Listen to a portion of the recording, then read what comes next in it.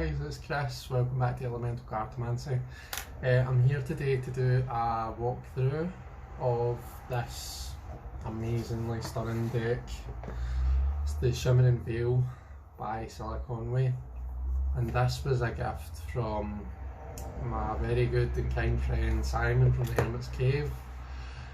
So yeah, let's flip the camera around and let's have a nosy at these cards. Okay guys, so first of all, the cardstock in this deck is this lovely thick matte cardstock. Size wise, just to let you see the size comparison, both taller and broader than a standard kind of RWS, tarot size. The deck is absolutely flawless. It's beautifully done. The box, it's one of these kind of boxes that opens like this. It's lovely, it's matte, but really soft matte. The box is beautiful. So we've got here, we're starting off obviously with our fool. We see the kind of traditional imagery of the the figure walking off the edge of the cliff. We actually see here our fool is reaching for this this butterfly, which is stunning. It's a beautiful depiction. Butterflies, depending on how you look at them, they might represent change, they might represent a spiritual awakening, a new beginning, and the fool is obviously depicts all of these things. We come into the magician, and we see the magician, using the tools that he's got at his disposal. Okay, so the fool's really learning to interact with his environment and manipulate the things around about him in order to kind of get him on his way. And we've got the sun and the moon here, which represents the divine masculine and the divine feminine, or the active and the passive. Yeah, really nice, and I love the colours in this card as well. The colours are stunning. High Priestess. So Cilla talks in the book a lot about consciousness, and what we see here in the High Priestess hands is the multi-dimensional crystal lattice of consciousness. So it's supposed to represent this idea of consciousness. We've got the conscious self, the unconscious self, and all these different aspects of our own conscious selves. And yeah, it's just kind of meant to represent that, and we do see that that repeating throughout some of the cards. We've also got like this Ouroboros round the moon here. We've got this kind of veiled effect coming down over the card. It's just lovely. This stunning Empress card. We've got the mother nursing the child. She's got her hand in the kind of the flora as well. On her head appears to be another representation of this crystal lattice of consciousness, and it appears that on the back of the cards we have the same thing. So I think the way Cilla looks at the tarot is it's a representation of consciousness. Here we've got the Emperor, we've got these kind of fiery reds and oranges representing that Aries energy. But if we look kind of closely at the card, we see these lines forming, so it's like we still have this idea of the chaos, but we're bringing order and structure into the chaos. The Hierophant, we have someone, their hands are together in prayer. The Hierophant and the fives, the Hierophant and the Fool's journey everything's very physical so far. It's all about his material world. How does he manipulate the world around about him? Him being nurtured. What rules are there that the Emperor brings into play? The Hierophant asks the Fool to think about something out with himself. Think about something greater. He has to have faith when it comes to the Hierophant. It's that change in perspective that brings about that insecurity, that instability that we often associate with the fives. I love the colours in this card again, these purples and these greens. I've said it before, purples and greens together is something that really works for me. Let's get this really Adam and Eve feel from the Lovers card. This is just beautiful. So it is. They're making this heart. We've got the tree with the snake on it. So the Fool's learned what's expected of him. He knows what society and what his family want him to do. This is the first time when he actually kind of follows his, when he follows that desire aspect of the self, and does something, selfish is maybe one word, but he does something for himself. He follows his own desires and his own heart. So yeah, this is a stunning depiction. Chariot, so we see the black horse represents that desire and that following of the heart that we see in the Lover's card. The white horse that represents that that social responsibility and that desire to do the right thing, by the world. And as the charioteer, the fool has learned to kind of bring these two things into tandem. He's bringing them in, and he's got them both pointing in the same direction in order to drive that chariot forward.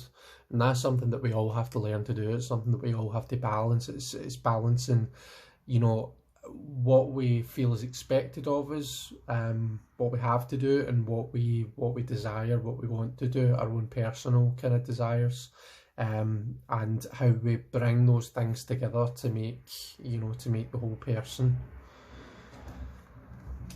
Look at this beautiful strength depiction, this really strong Leo energy. The line is just stunning. Cilla Conway is an absolute babe. Look at this,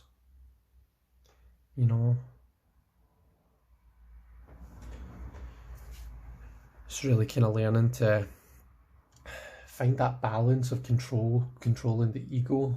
Our egos are important, that they are kind of, they speak to our ambitions and, our self-interest. If we're led purely by self-interest, well, that's how the world gets into I suppose pretty much the state that it's in.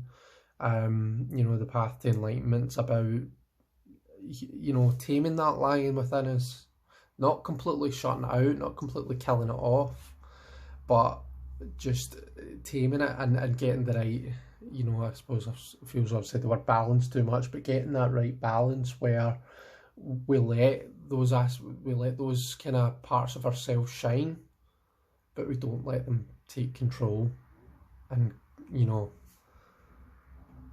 like an untamed beast, I guess.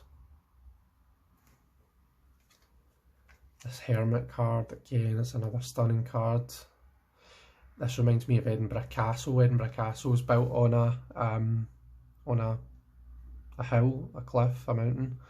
And the Hermit, this could almost be the king, this could be the king of the castle, but he's adorned this robe that covers him up, he's lost that status, and that's to give him the peace and the quiet that he needs in order to just retreat and reflect on his steps so far, on his journey so far, and what he can learn from it and how it can take him forward. You see him kind of retreating into the cave below the mountain here, and it's beautiful.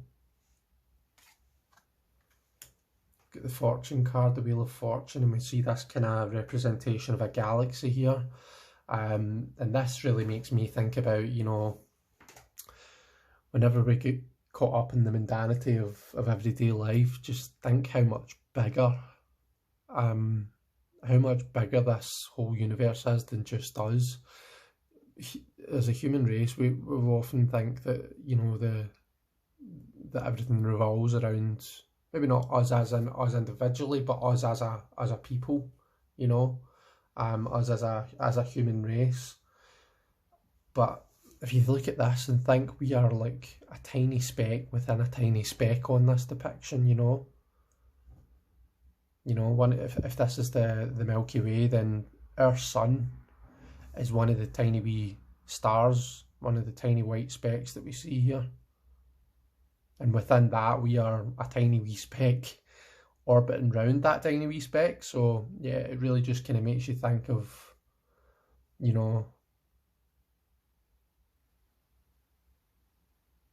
of how much bigger everything is, I guess. And how, the wheels of destiny, the wheels of fortune, whatever you want to call it, they're going to turn regardless. Everything's going to happen. Change is going to come. And it's how, at the end of the day, it's how we navigate that change. Justice.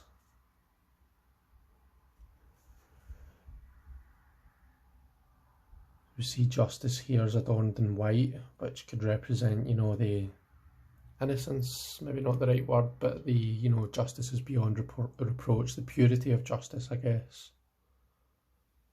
You get the traditional representation with the scales, you know, the balancing act that justice is constantly trying to achieve, this constant balance, and the sword, divine punishment of the guilty. The Hanged Man, taking a different viewpoint, or maybe an act of self-sacrifice, you know. Sometimes if we kind of keep tackling problems in the same way, we're not going to get anywhere. Sometimes we just need to take a different tack.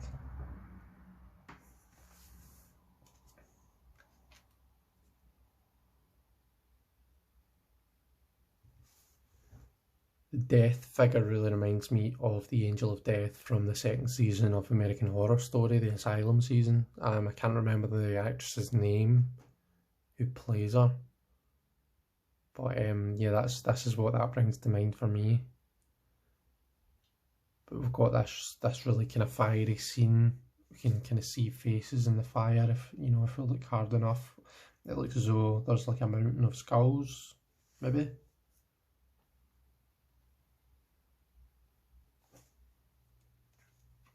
Temperance. So we've got the red and the blue cups. Temperance is all about balance and opposites, eh? So we've got the red and the blue, fire and water. It's all about achieving balance between those different elements, those different aspects of ourselves, you know, our passions and our emotions.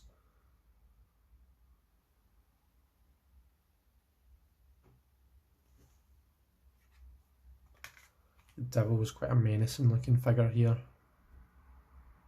quite sinister. We really get that kind of shadow feel from this. I think it says in the book, Cilla says that she painted this when she was, you know, 19 or 20 years and years ago. And, you know, for years and years, she didn't look at it, put the fear in her. So she, you know, she shut it away, like face down in her attic. And we get this kind of really menacing face with this kind of claw.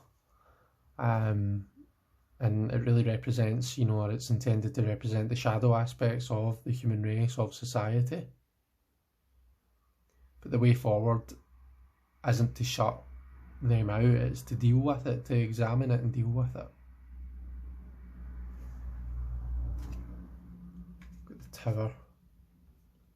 I suppose the tower is what happens, you know, that this is the dealing with it part, isn't it? We see this really kind of tumultuous sea, these massive waves crashing against the tower here, which looks a bit like the Devil's Pitchfork, to be honest.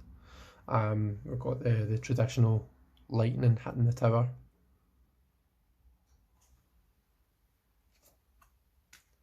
Star. And we've got this is a bit different, so we've got this kind of what looks like a cosmic entity, being the figure in the star, you know, because it looks like, you know, we see the night sky all around, but she's surrendering, she's leaning into this, to the main star that we see here, you know, so it's still this idea of surrender, of just kind of letting go of all the things that we fear to lose, and just letting that guiding light take us to a better time. The moon is stunning. I love the way the moon itself has been painted. I love the waters. I love the two towers. Absolutely beautiful. Our sun, again, I think we're seeing water here. This looks like a sea, and we're seeing the sun kind of rise, or you know, set. Couldn't think of the opposite of sunrise there. set, at the horizon of the water, the sea. But really get this kind of warmth from the card. It has a warm feel itself. We get this kind of energy radiating out towards us. Judgment is stunning. I almost want to like kind of touch the card and see if I can feel the lumps of paint. You see these souls moving towards the light. The light, I think this light again is supposed to represent this crystal lattice of consciousness.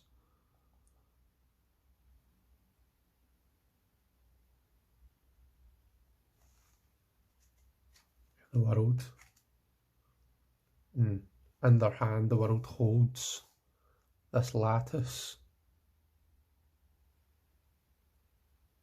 So they've completed their journey, they've achieved enlightenment, and now it's time to bask in the glory of everything that they've achieved. Very much a card of achievement, of total and complete pure satisfaction. And we have an extra major in this deck, and that is the Golden Fool. We pretty much see the Fool again, only this. So after we achieve what we see in the world, it's a cycle. We come back round again to be the Fool. Only instead of reaching for the new butterfly, this time the Fool holds in their hand this multi-dimensional lattice of consciousness. So they start the journey again, but with everything that they've learned on their journey already under their belt.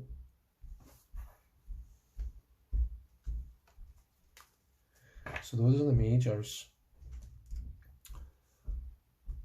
So let's have a look at the minors. This is the minors are fire, air, water and earth, as opposed to like wands, swords, etc. This is fire 1, or the ace of fire. And this represents the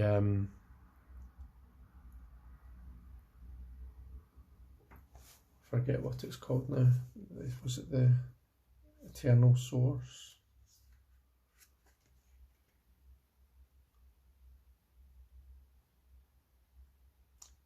The one of fire depicts the vital, mysterious, generative energy of the cosmos.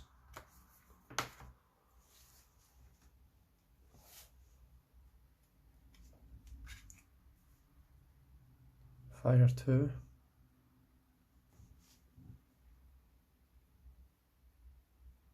So we see this figure standing with the spotlight shining down on them. They're standing on this hill and they've got this kind of light globe in their hand.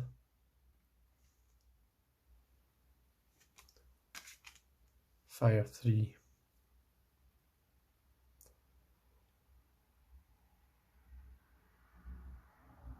So the artist is, they're taking action.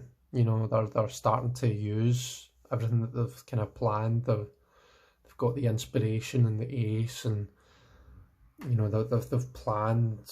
They've set their intentions and planned their journey in the 2, and now we see them actually taking action. We see them creating this, this masterpiece, this amazing world. Fire 4. We get this real security with the parent and the child. Fire 5. So like we said, 4s we get stability, but from 5s it's that change of perspective, bringing about that insecurity, that instability. And here we see, the passions are running high. There's other people coming into the mix. There's outside forces coming into the mix, and that leads to fighting. That leads to competition, and that kind of knocks you off your kilter. In the 6, we have this figure that seems to be celebrating. That really kind of basking in the glory of their achievements. They've found that harmony. They've managed to overcome the instability of the 5.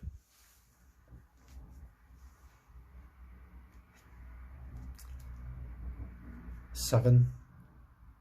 So after achieving that, you know, that victory, we have to push ourselves yet further because we're not at the end yet, you know.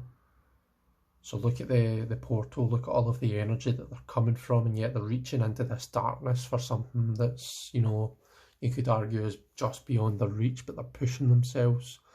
They're trying to grow from that stable place, and that's where we kind of see the growth from stability kind of aspect. The 8, we have all of these people moving together. Moving as one, you could say. So that's kind of how you've built your foundations. You've got this stable base from which to push off.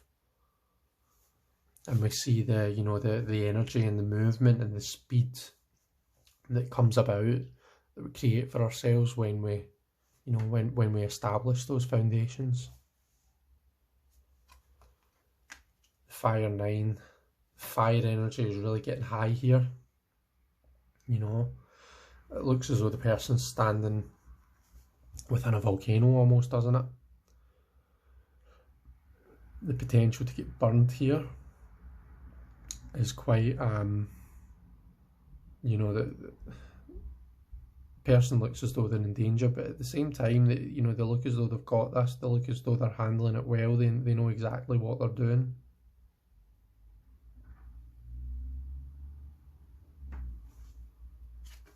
And then the 10. So we have someone carrying someone else on their back, you know. So the 10 is like the renewal of the cycle. 10 is when we should be kind of, we've completed the journey and it's time to, you know, cycle back round to ace. It's time to start from the beginning again, but sometimes we find it hard to let go. And this is kind of what happens when we refuse to let go. It's this kind of mentality of, if I want it done right, I need to do it myself. Sometimes we need to learn to delegate. Sometimes we need to learn to let go and pass the torch on.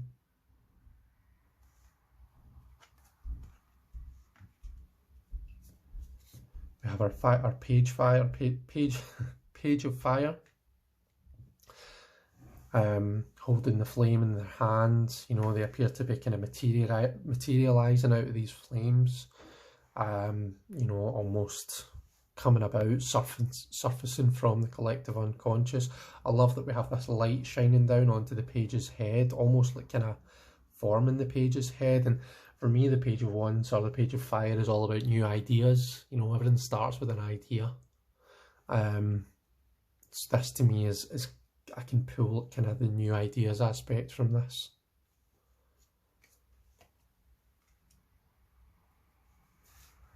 Instead of knights, we have warriors. So we've got the warrior of fire here. So where the page can come up with lots of new ideas, the page doesn't always necessarily have the, you know, the energy and the staying power to make anything of those ideas, but that is where the warrior comes in. The warrior has that staying power, they have that energy to really kind of carry out that work, especially the warrior of fire. You know, we've got double fire here, we've got the fire of fire.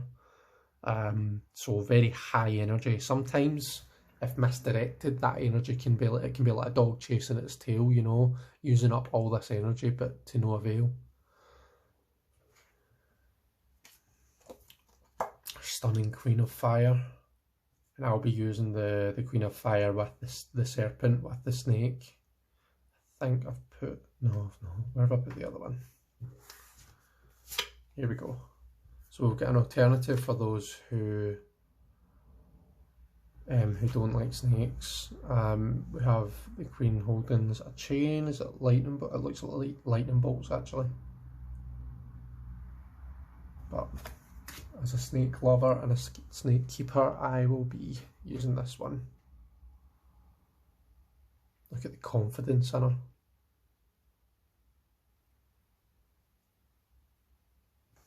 Amazing. Our king. And he appears to be holding the crystal lattice in his hand. Do you see that? This crystal lattice of consciousness. He's like a kind of centaur, isn't he?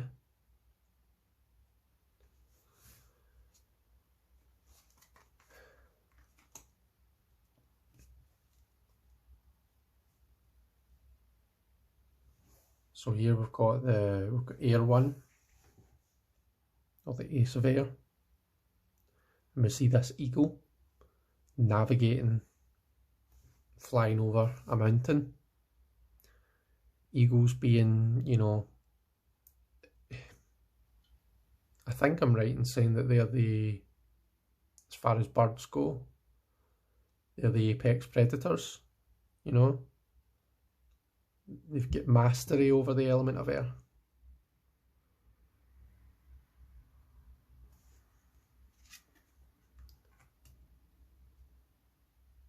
In the two of air, we see these really kind of tumultuous skies. We see this kind of elemental storm.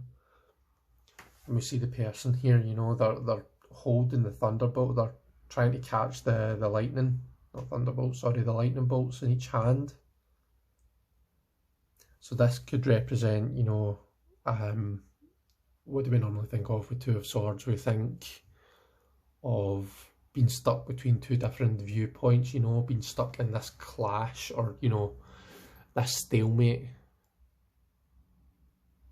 And this could be someone trying to balance all of these all of this tumultuous thinking, all of these tumultuous thoughts.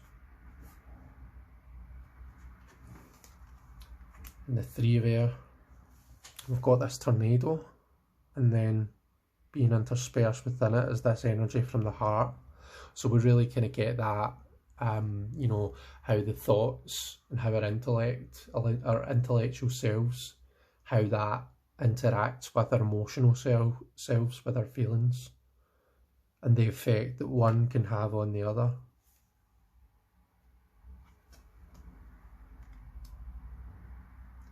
The Four of Air, it's taking some time to balance the mind, to kind of just quiet the mind and achieve some mental stability in order to see the way forward.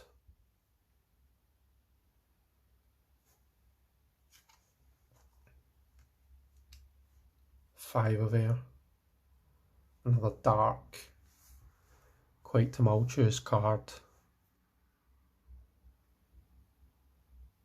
Almost looks like is there eyes in the sky, you know. This is where our intellectual selves are really challenged.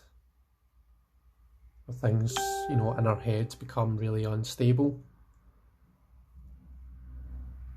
And this is where our minds can really start to, you know, play tricks on us.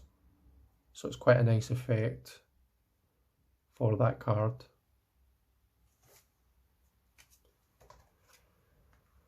The Six, you know, we see the boat making its way from the stormy seas to the calmer waters. You know, removing yourself from that tricky situation. Trying to achieve that harmony in the mind.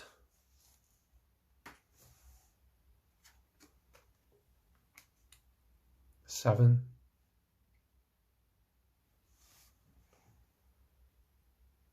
Not quite sure what we're looking at here, so let's take a wee look at the book. Air 7. An enigmatic, silver-eyed woman stands before the wooden doorway to a somewhat rickety hut.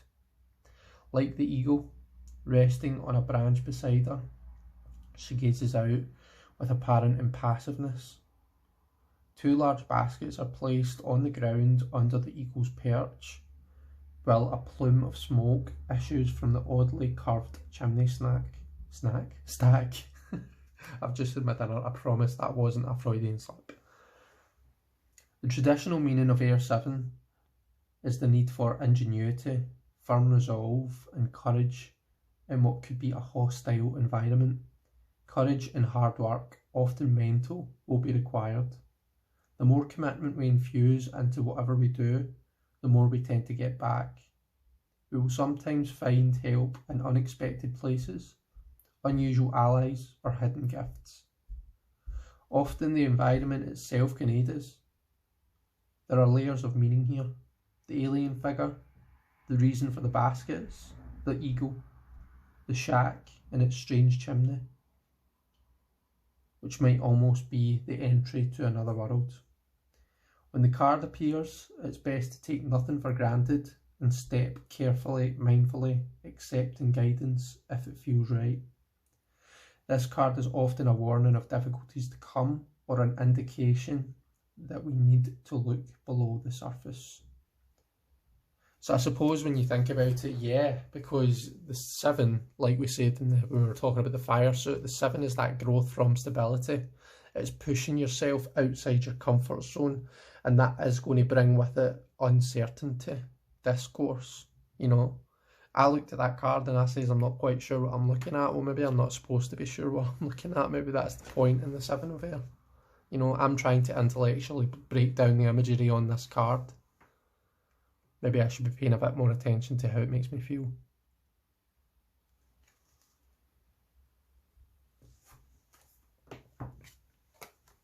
The 8 of Air. So we've got the person tied to the post here. We've got this air energy around about. You know, it really brings to mind how we can trap ourselves in our heads.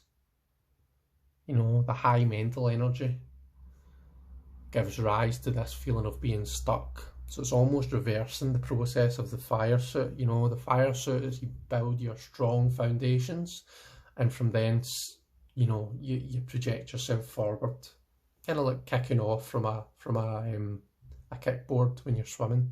The stronger the kickboard, you know, the more force you're going to push forward with. Here, this is when we start to really kind of overanalyze, overthink, and how that can trap us slowly but surely. It can tie us to that post.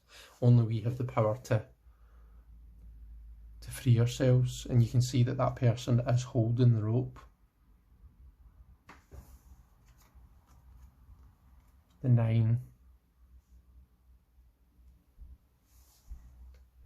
This has really kind of traditional feels to it.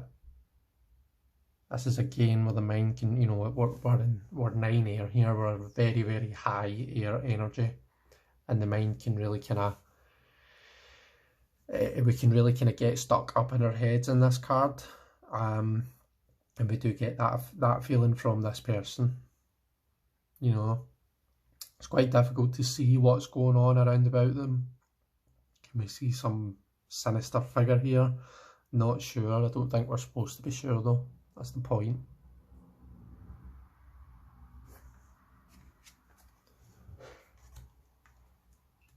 And the 10 of Air.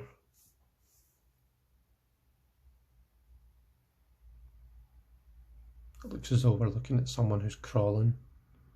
And is this rain, or what is this energy here? Whatever it is, they're very much caught up in it, and it's taking them out, you know, it's almost destroying them. Quite a dark depiction, even for the 10 of Swords, but I like it. Okay, so we've got the Page of Air here. The Page of Air is the, you know, the eternal student, always wanting to learn things, wants to understand how everything works, wants to, you know, their tool is their intellect and their knowledge and their ability to, you know, intellectually break things down and understand them. I feel as though that we've got a winged figure here, you know. It's almost like the winged figure is morphing into a humanoid figure with a human head. I'm not, I could be, that could just be me.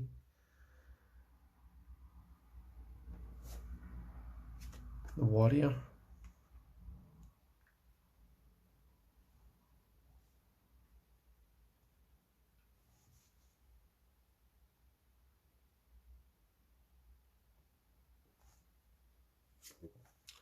Our Queen. She looks like the Snow Queen. Absolutely beautiful.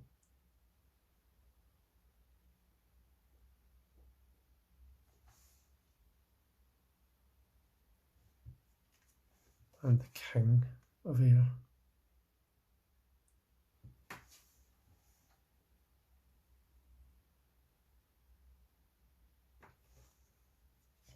Okay, so now we're on to our water suit.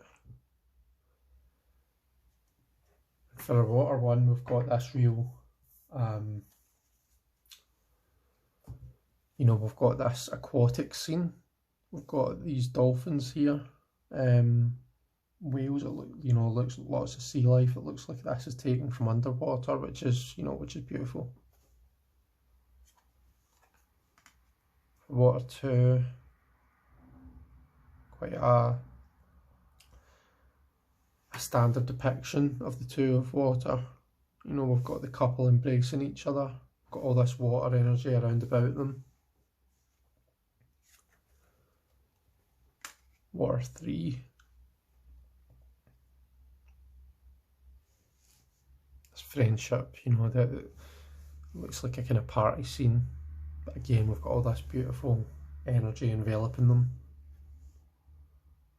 The colours are stunning. It almost looks like the Aurora Borealis.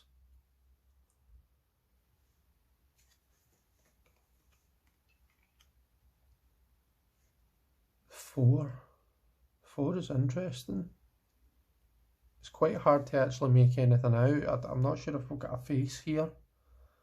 If this is a wave and we've got a face in the wave.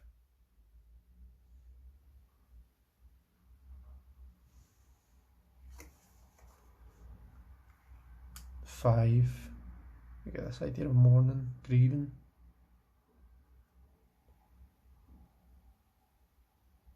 You know, this figure's taking the time to work through those emotions.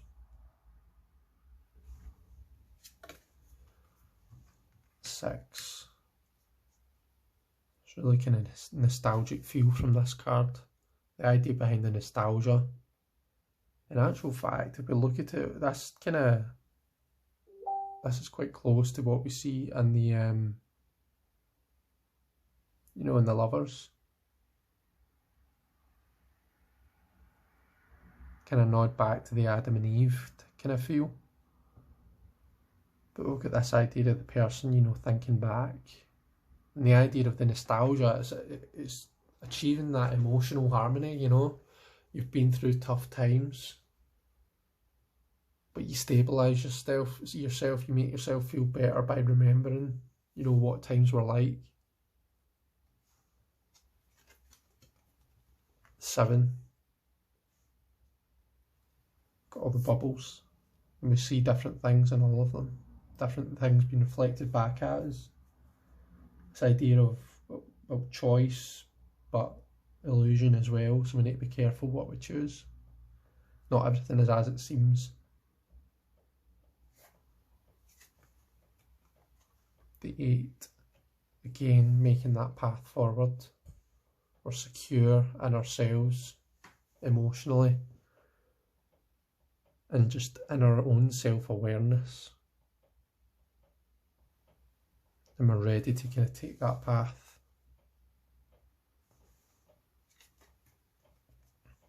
The 9, joy from this card is amazing. I love the use of colour, the burst of colour at the top here. And just this idea of pure bliss that you get. And then we've got the 10, take it back to what really matters. At the very core, what matters is, our family or those closest to us, those bonds that we form that will always be there.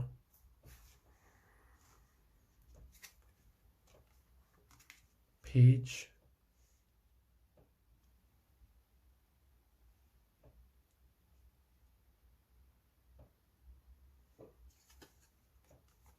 A warrior. Poseidon.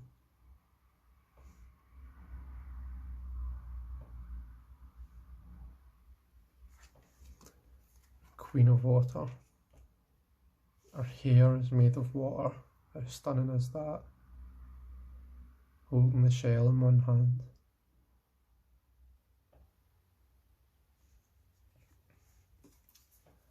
And our king of water.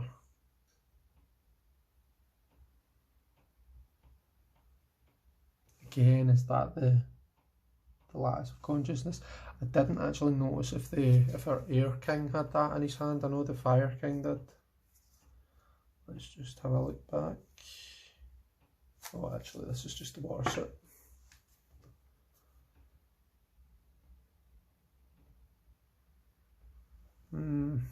No, it doesn't appear so. So our fire and our water kings appear, I could be wrong because I've not read this in the book, I'm just looking at it for myself, but they appear to be holding a representation of this multi-dimensional lattice of consciousness, whereas the air one doesn't. Got our Ace of Earth, Earth 1. And we've got this Ouroboros here.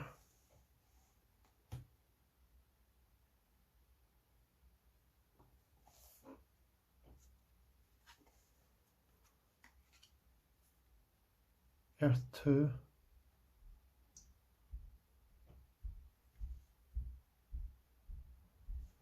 It's almost like the figure's holding an atom. It looks like the nucleus in the middle and the electrons orbiting around it.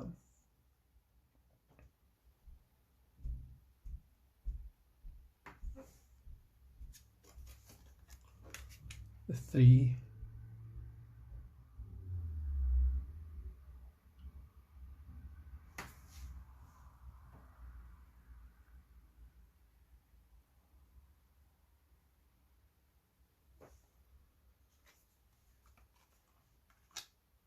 Four of Earth.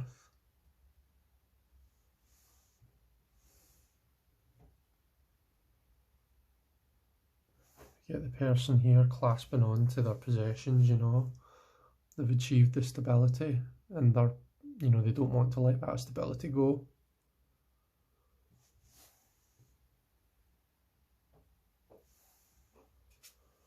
5.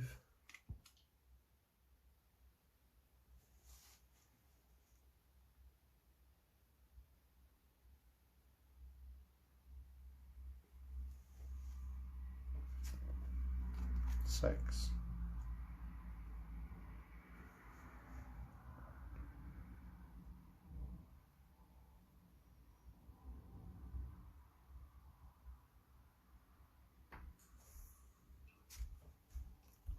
7 of Earth. So it looks as though we've got the figure reclining, lying back and just watching the sun's rays. Is this their crops that are growing? Are they waiting for the right time to harvest? The 8.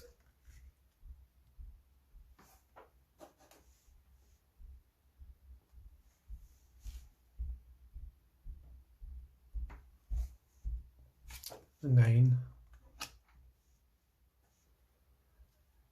It's not very often we get what appears to be a masculine figure in the 9 of Earth. But we've got this person who's very much comfortable in their surroundings. Appear to have food, drink. Garden's beautiful, the depiction here. Notice the contrast between them and their surroundings. You know, you've got all this kind of, all these naturey colours, whereas we have this kind of warm, fiery colour for the actual figure. And we have the 10 of Earth.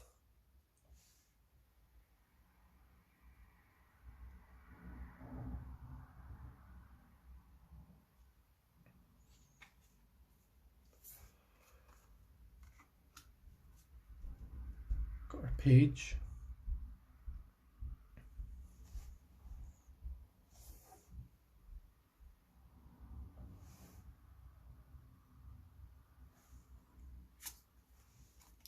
Our Warrior.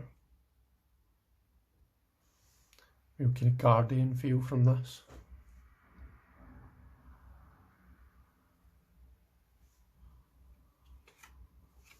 Queen of Earth. This is lovely.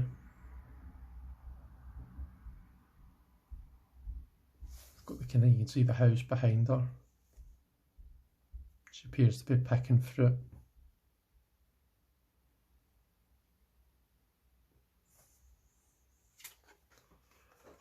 and our king. And he is holding a crystal, maybe not the lattice of consciousness.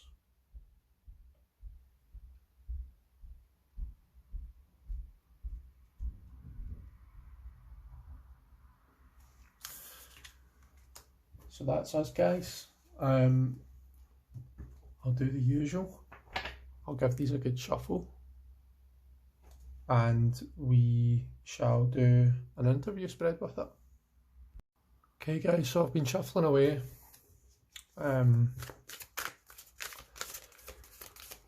Quite a nice deck of cards to shuffle. I do have quite big hands, so if you've got tiny hands, I would imagine you would maybe need to kind of shuffle this that way. But for me, it's quite comfortable to overhand it. It does riffle. The cards are quite tough, they're quite sturdy, but you can just about riffle them. I don't really intend to wave them though, to do the riffle wave or the bridge, just because I don't want to bend them.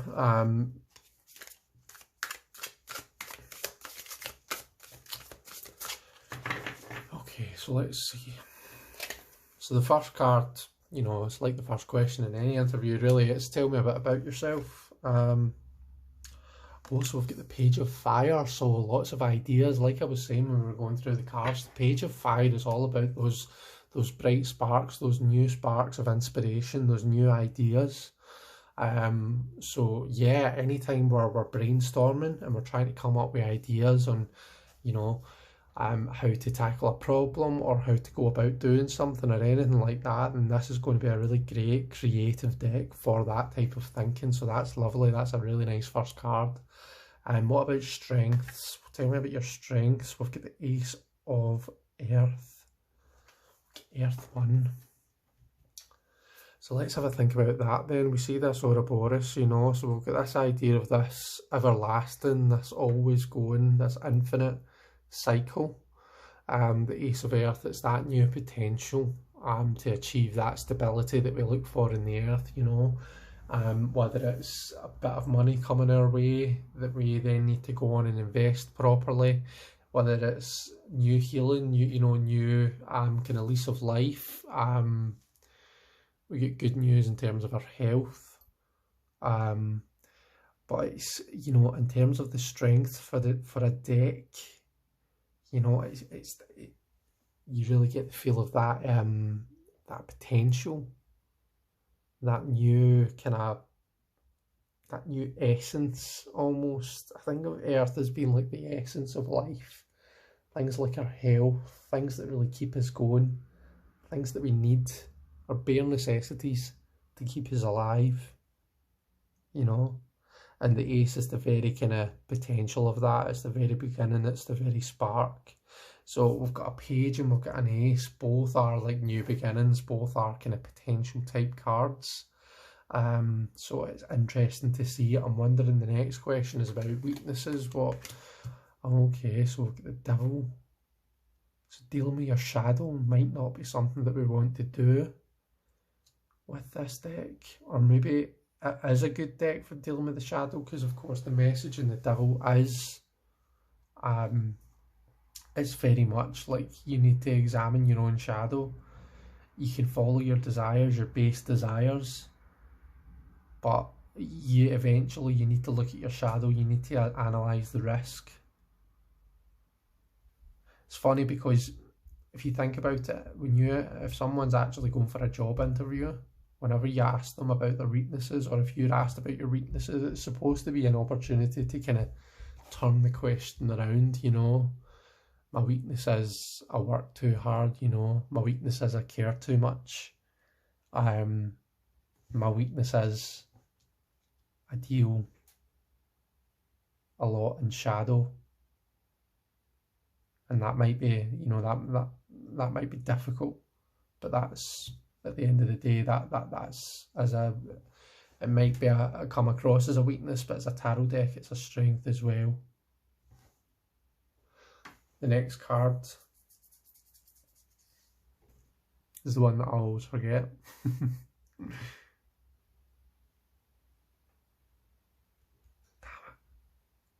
Oh, it's gone. It'll come back to me.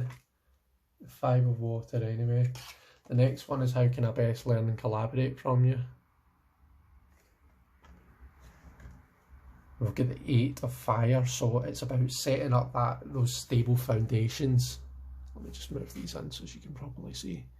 You know, in the 8 of fire, sure, we see the movement, we see the high energy, we see the momentum, but that all comes from a stable foundation, you know, that stable base, the double 4, the double stability. It's that stability that gives rise to this movement, this energetic response that we see depicted in the card. So that is how to best learn and collaborate with this deck. It's think about the setting up the foundations correctly. That's what's going to lead to this.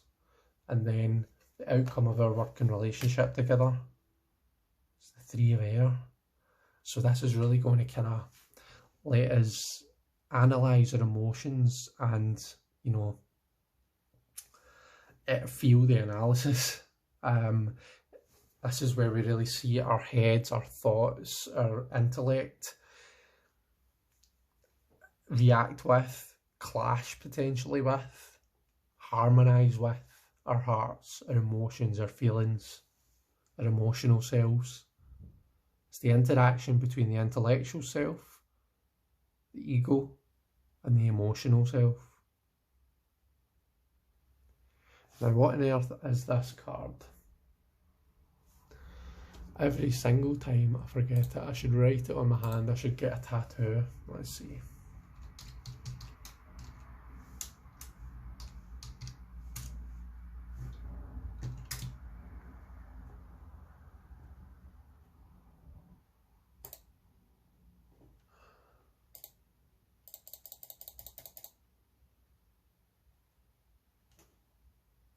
What are you here to teach me? There it is.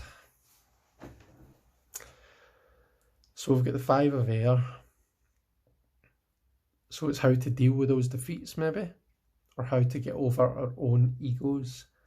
The thing about the 5 of air, and if we think about the traditional depiction, we're often met with this scene of, we see the victor and we see the defeated, you know.